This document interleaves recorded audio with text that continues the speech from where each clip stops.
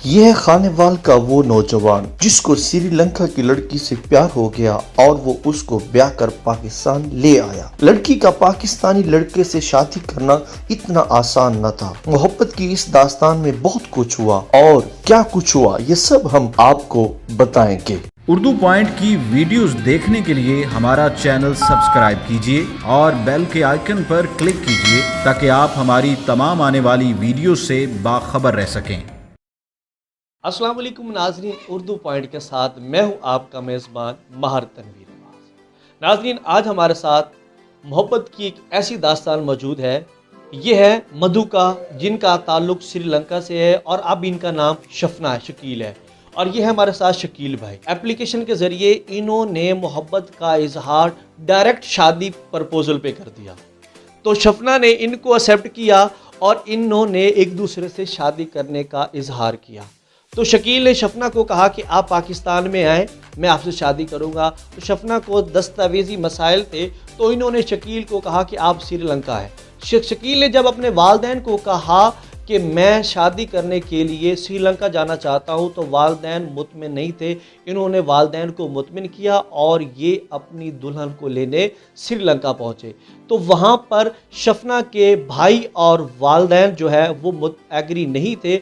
तो शफना ने अपनी नानी अम्मा और अपने मामू के रेफरेंस से शादी की और ये इनको पाकिस्तान में दुल्हन बनाकर लेकर वापस आ गए। जब यहाँ पर आए तो उसके बाद इनके हालात कैसे थे, इनको किन मसाइल का सामना करना पड़ा और अब इनकी लाइफ कैसे चल रही है, तो इनकी मोहब्बत और इनकी शादी की ज़िंदगी के बारे में सब जानने के लिए आए हम शफना और शकील से गुफ्तगू करते हैं। जो हमारी पहली जान पहचान शुरू हुई थी वो एक हिटवी नाम के एप्लीकेशन के ज़रिए हुई थी, तो वहीं से हमारा राब्ता आपस में शुरू हुआ था।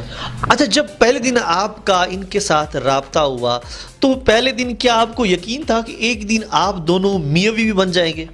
जी भाई, थोड़ा सा यकीन भी था अपनी किस्मत पर भी, और वैसे भी पहले दिन ही मैंने इनको मैसेज कर दिया था कि क्या विल यू मैरी मी, क्या आप मुझसे शादी करेंगी। यानी आपने इनको देखा भी नहीं, आपको पता नहीं कि तस्वीर के दूसरे रुख कौन है और आपने इनको मैसेज कर दिया कि आप मेरे से शादी करें। जी भाई बिल्कुल इसी तरह मैंने जो भी फैसला था किस्मत पे छोड़ दिया। मैंने कोई इस तरह की ना टेंशन नहीं ली। मेरे पहले नाम था मधुका अवंती, अभी मेरे नाम शफना शकील, और मेरे पहले रिलीजन बुद्धिस्ट थी, अभी मैं मुसलमान हो गई है।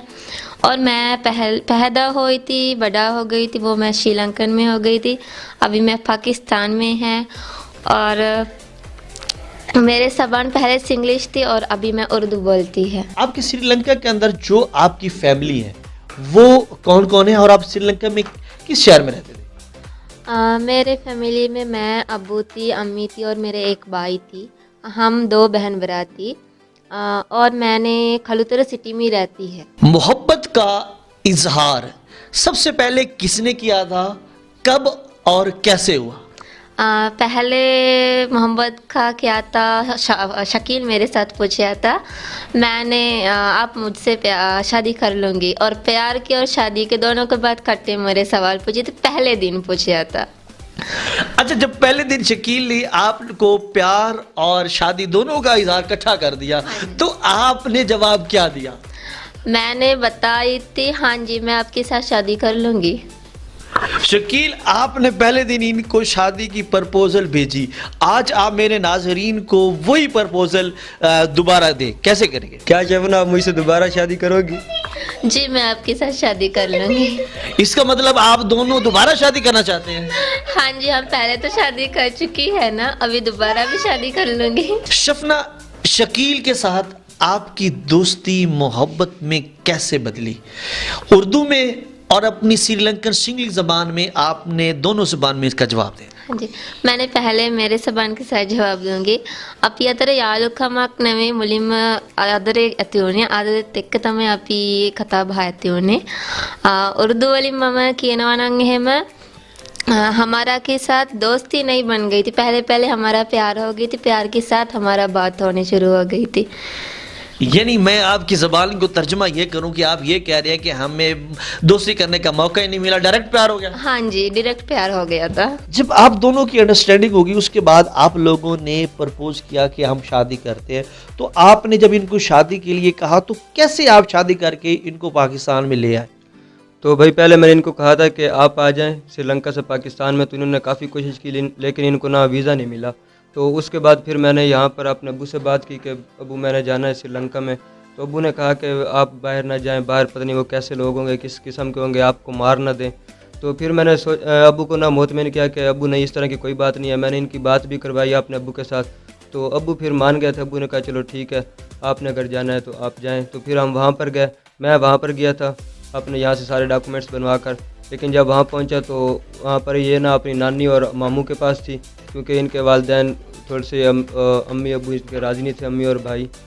उसके बाद फिर मामू और नानी ने काफ़ी हेल्प की हमारी शादी करवाते वक्त।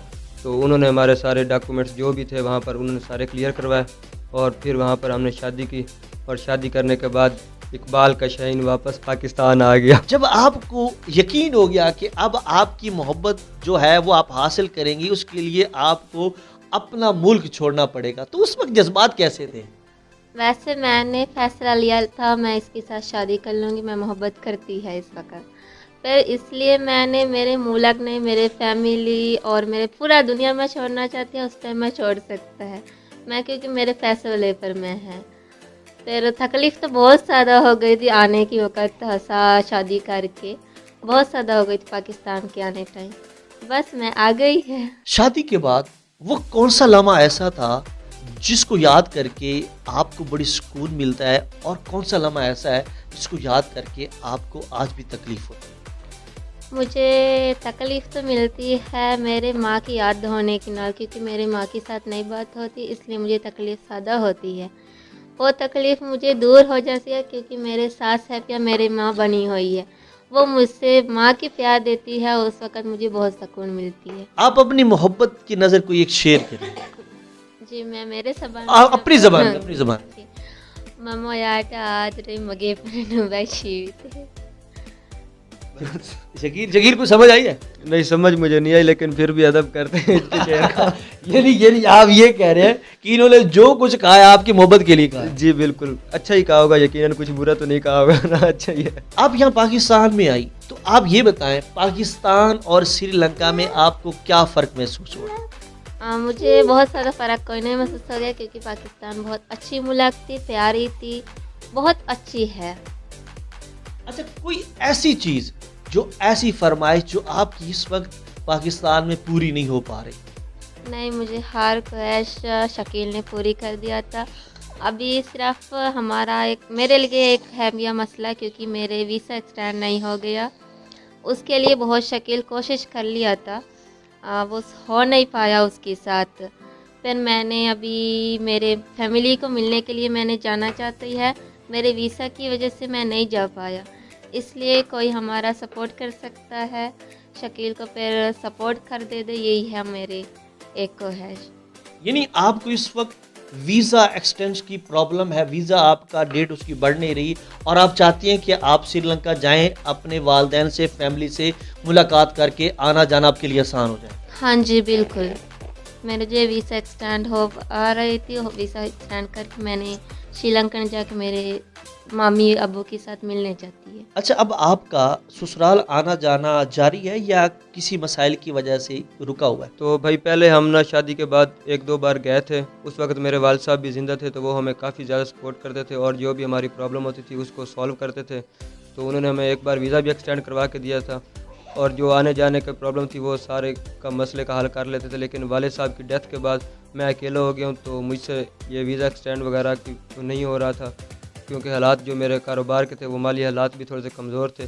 तो अभी मेरी वक्त पे हुकूमत से यही अपील है कि वो हमारी कुछ सपोर्ट करें या हमें वीज़ा एक्सटेंड करवा दें, ताकि मेरी वाइफ अपने वालिदैन के साथ मिल सके और श्रीलंका में आ जा सके।